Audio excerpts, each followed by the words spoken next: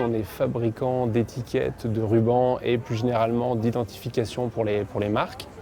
Et j'intervenais aujourd'hui ici dans le cadre de la traçabilité. La traçabilité est chère à l'entreprise Néret, déjà parce que c'est dans son ADN. Depuis des années, on a fait de l'identification par les étiquettes de marque. Aussi parce que c'est un sujet qui est en train de prendre de l'ampleur de façon très importante, alors sur la partie réglementaire, mais aussi sur la partie traçabilité unitaire produit. L'entreprise Néret a 200 ans cette année. C'est toujours une entreprise qui a innové, qui a su rebondir, se métamorphoser.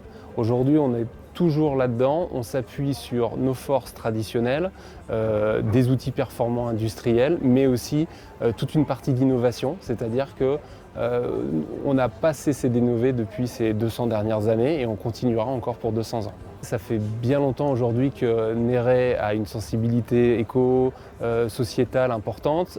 Il y a quelques années en arrière, l'entreprise a créé un fonds social au sein du bassin ligérien avec d'autres entreprises du territoire. Donc déjà, on avait cette notion de volonté d'accompagnement des citoyens et des collaborateurs de l'entreprise. Et aujourd'hui, c'est toujours pareil. On veut trouver des solutions, on veut être acteur de cette transformation à venir. Alors, par des actions très concrètes au sein de notre entreprise, c'est-à-dire comment on va faire baisser notre impact chez nous, mais aussi comment on va aider les autres entreprises et les consommateurs à mieux consommer. Aujourd'hui, ce qu'on développe depuis maintenant 5-6 ans, c'est ce qu'on appelle la traçabilité unitaire, c'est-à-dire faire un lien digital avec vos produits physiques, c'est-à-dire venir mettre notamment un QR code, ça peut être d'autres technologies, mais notamment un QR code sur l'étiquette qui va vous permettre d'identifier de façon unique votre produit et derrière de pouvoir suivre sa traçabilité. Donc après, on peut avoir des usages qui sont liés au recyclage. Qu'est-ce que va devenir mon produit une fois que je vais avoir consommé ? Comment il va être géré? Ça peut être des usages liés à des parties marketing, ça peut être des usages qui sont liés à l'éco-responsabilité. On utilise énormément de matières biosourcées ou en tout cas éco-responsables, notamment plus de 60% de nos produits sont éco-conçus. Donc ça, encore une fois, ça fait partie de l'ADN de l'entreprise et on continue à faire grossir cette part du marché en travaillant avec nos clients et nos fournisseurs pour trouver des matières de plus en plus éco-responsables. Oui, aujourd'hui, on est à 65-70%. L'objectif, c'est d'aller le plus haut possible. Alors après, on tient aussi en compte des besoins de nos clients. Parfois, on a besoin de mettre des choses qui nécessitent des matières un peu plus traditionnelles. Mais en tout cas, on continue encore une fois l'innovation.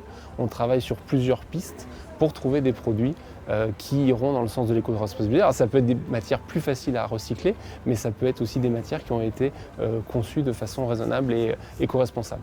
Pour respecter toutes ces normes, on a beaucoup d'investissements. L'entreprise investit depuis maintenant 3-4 ans sur l'amélioration des bâtiments, des machines qui consomment moins d'électricité. On va faire des investissements aussi sur de la géothermie, sur du photovoltaïque. Donc on va aller chercher des énergies renouvelables. Ça, c'est le premier point. Et puis après, derrière, on s'est fixé des trajectoires.